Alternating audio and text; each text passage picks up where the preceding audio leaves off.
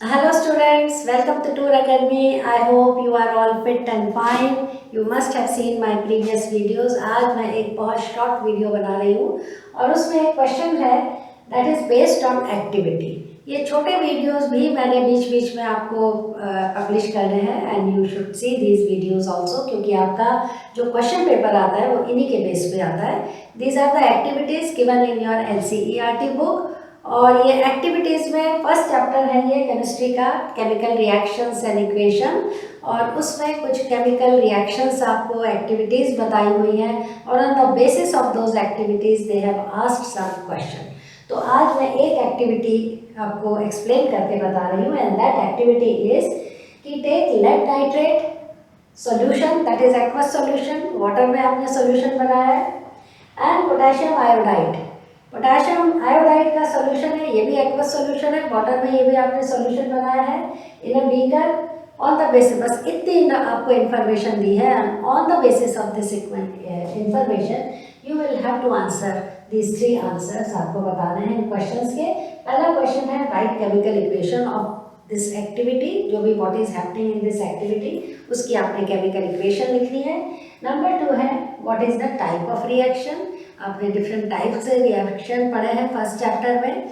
और उसके बाद आपने बताना है write two observations of this activity. इस एक्टिविटी में आपने ऑब्जर्व क्या किया, कुछ आपको दिखाई दिया है, वो क्या दिखाई दिया है, कलर चेंज हुआ है या गैस बनी है या कुछ भी प्रेसिपिटेट बना है, वो आपने observe, that is known as observation. तो वो आपने 2 ऑब्जर्वेशंस बतानी है.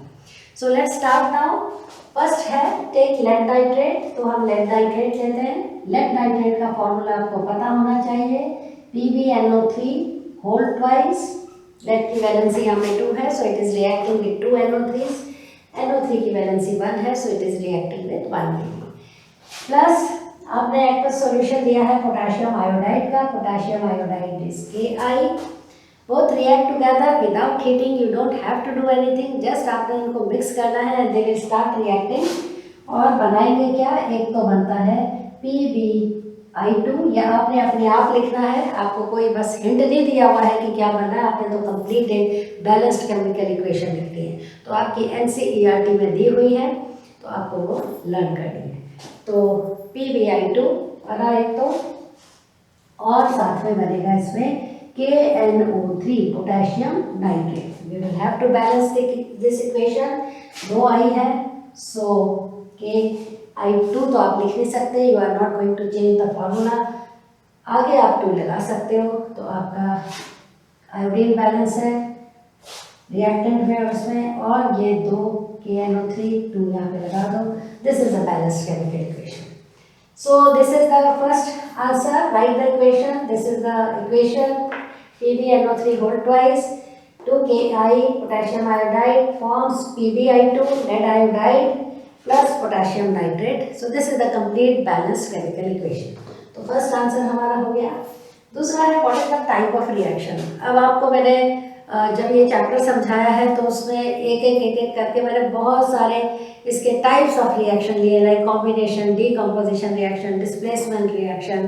We have double displacement reaction which is also known as precipitate reaction, और उसी में आपको मैंने बताया है ऑक्सीडेशन एंड रिडक्शन रिएक्शन, उनको रिडॉक्स रिएक्शन भी कहते हैं. वो सारे मैंने एक्सप्लेन किए.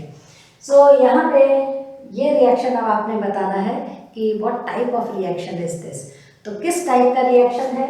एक आपको रिएक्शन मैंने बताया था double displacement reaction, where 2 ions they are exchanged, they get exchanged. एक आयन पहले की जगह लेता है, दूसरा आयन दूसरे पहले की जगह लेता है, और पहला आयन दूसरे की जगह लेता है. तो यहाँ पे लेड आयन है, इसने पोटेशियम आयन की जगह ले ली और पोटेशियम आयन ने लेड की जगह ली है, यानी कि लेड नाइट्रेट की बजाय बन गया potassium nitrate and potassium iodide की बजाय lead iodide. So exchange of 2 ions कौन से रिएक्शंस में होते हैं, double displacement reaction. So what is the type of reaction, this is known as double displacement reaction. तो आपके 2 का आंसर हो गया, फर्स्ट का भी हो गया, केमिकल इक्वेशन हो गई. What is the type of reaction, it is double displacement reaction, also known as precipitate, क्योंकि अभी आप देखोगे कि इसमें एक प्रेसिपिटेट भी बना है. थर्ड क्वेश्चन है write two observations of this activity. Observation का मतलब होता है जो आपको दिखाई दे रहा है, व्हाट आर यू सीइंग, क्या देख रहे हो आप उस रिएक्शन के अंदर। कलर चेंज हो रहा है, फिजिकल स्टेट चेंज हो रही है, गैस कोई रिलीज हो रही है, हीट एनर्जी प्रोड्यूस हो रही है, हो क्या रहा है उस रिएक्शन में, that is known as observation. तो आपने इस रिएक्शन में 2 ऑब्जर्वेशंस बतानी। वो 2 ऑब्जर्वेशंस कौन सी आप बताओगे? नंबर 1, अब आपको इतनी नॉलेज होनी चाहिए कि जो लेड आयोडाइड है वो एक प्रेसिपिटेट है। तो फर्स्ट ऑब्जर्वेशन हमारी क्या है? अ precipitate is formed. Precipitate is formed. This is the first observation. एक precipitate बना है। अब precipitate क्या है आपको दिखाई दे जाएगा कि an insoluble solid is formed which separates out from the solution. Solution से सेपरेट होकर एक इनसॉल्युबल सॉलिड इसमें बना है। ये PbI2 का एक प्रेसिपिटेट बना है, ठीक है, वो आपको दिखाई दे रहा है, यू कैन ऑब्जर्व इट, आप देख सकते हो उसको। So our first observation is a precipitate is form which is an insoluble solid which separates out from a solution. तो फर्स्ट ऑब्जर्वेशन हो गया। 2 ऑब्जर्वेशन पूछे, दूसरा ऑब्जर्वेशन अब क्या बताओगे आप? ये बताएंगे हम कि ये PbI2 इसका कलर कैसा होता है, इस प्रेसिपिटेट का येलो कलर, राइट। तो येलो कलर का ये प्रेसिपिटेट है। These are the 2 observation we can see. ये 2 ऑब्जर्व करी है हमने इस एक्टिविटीज में। एक तो precipitate is formed, number 2 what is the colour of that precipitate, yellow colour. So these are the 2 observations. तो आपका एक कंप्लीट क्वेश्चन का आंसर कंप्लीट हुआ। तीनों के आंसर आपको मैंने बता दिए। सो इस टाइप के क्वेश्चंस आपको मैं टाइम पे और भी बताऊंगी, एक एक करके बताऊंगी ताकि आप इसको अच्छे से समझ सको। और इसलिए ये इम्पॉर्टेंट है क्योंकि आपके एग्ज़ाम्स में, आपके स्कूल के एग्ज़ाम्स में भी, आपके बोर्ड के एग्ज़ाम्स में भी इस टाइप के क्वेश्चन आएंगे। और इसीलिए मैं बार बार कहती हूँ कि आप अपनी NCERT की बुक को थॉरोली पूरा चैप्टर फर्स्ट पेज से लेके लास्ट पेज तक रीड जरूर करो। उसमें बहुत इन्फॉर्मेशन दी है, उसमें बॉक्सेस बने हुए हैं जिसमें एक्टिविटीज़ हैं, उसमें बहुत सारी इन्फॉर्मेशन आपको डायग्राम बेस पे बहुत इन्फॉर्मेशन दी हुई है।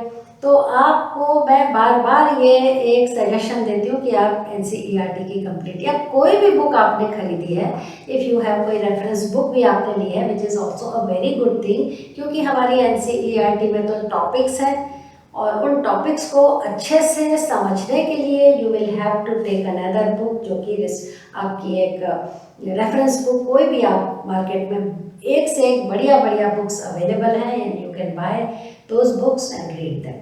तो थॉरोली लेकिन आपने पढ़ना है, एक एक लाइन का आपको मीनिंग उसमें पता होना चाहिए। So this is all about. एक ही आज का क्वेश्चन है, नेक्स्ट आप वीडियो मेरा आपको मिलेगा जिसमें मैं इसी टाइप का एक और क्वेश्चन आपको एक्सप्लेन करके बताऊंगी। So thank you so much for watching my this video.